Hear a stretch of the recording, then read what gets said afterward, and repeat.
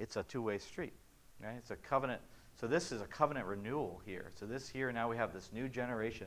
And God is saying to them again, you are my people. And they're celebrating the covenant, the covenant of circumcision as their initiation rite of this is the people of God. You are heirs of this promise. And then it's interesting if you sort of take it. Of course, in covenant theology, there's a lot of cutting. We had the cutting of the animals with Abraham, and the cutting of circumcision. And then if you sort of fast forward a little bit, you have the angel of the Lord with his sword drawn, and you kind of think that he's actually turning this sword to them first in circumcision, being the symbol of there has to be something cut off. But they are spared. The circumcision, that's marking them out as God's people, foreshadowing that there does need to be someone cut off.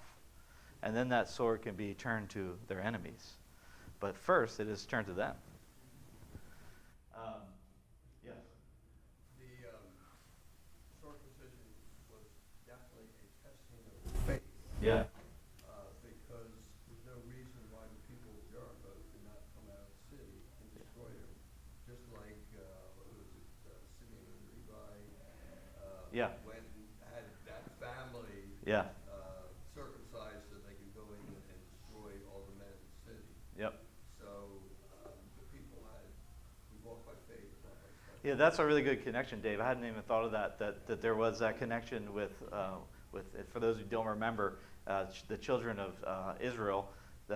They tricked a group into circumcising their whole city so that they could put them in a weakened state and destroy the entire city. And I'm sure they know that story. Yes. So they're sitting. Yeah, there they are. Just like them. There are some commentaries I read that you could see, they probably could see the city of Jericho from where they were. It's up, Jericho was up on a hill. They could probably see it. So not only is this doesn't make any sense to get ready for battle, but this is putting us in a weak, vulnerable state. Who are we trusting? And that's the pattern of the Lord all the time. Yeah. To point out the weakness of our flesh. Yeah. So, it was just this morning, reminded of this verse. Paul talking about his trials before the Corinthians. Yes, we had the sentence of death in ourselves, that we should not trust in ourselves, but in God who raises the dead. Right. Right. Are we willing to put our actions where that is? Mike, you had... There's a line in verse 9 after they've been circumcised and healed, and it says, and the Lord said to Joshua, today I have rolled away the reproach of Egypt from you. It's a new chapter now. Yep. It's like that story of what had taken place in Egypt and coming out of Egypt and the 4 years of wilderness and that whole thing. Okay, that's done now. And in the sense of circumcision, they're in a sense cleansed of that past. Right. And we have a new chapter now and life. Yeah. Yeah, new life, new chapter. Yeah, this is God removing that whole reproach from that whole incident. Now we start new. Yeah. And you really do see such a difference in the attitude of the people. Like you had the complaining and we want to go back to Egypt. And now this new generation, that to me is so miraculous. You had a faithless generation. They probably didn't do a great job raising their kids, But God was merciful to that generation. He would continue his promise through them. And here they have a faithful generation. Somebody had their hand up back there. Was it you?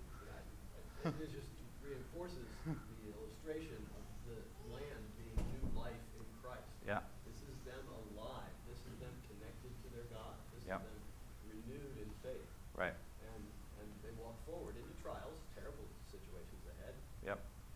but in confidence in the Lord. Yep. Yep. And they're and also the victory. We'll get into this later too. But the victory, God says, "I've given you the victory." This is right before they've even fought a battle. God says, the victory is assured. I've already defeated them. And then new life. What about the Passover, them celebrating of the Passover? Any connections or anything significant with them celebrating the Passover here in the Promised Land?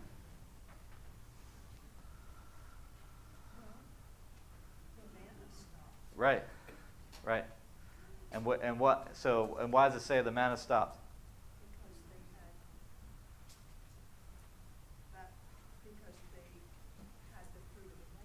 fruit of the land. They're tasting of the promises. The manna was a temporary thing, is a foreshadowing of the fruit of the land that they're going to enjoy.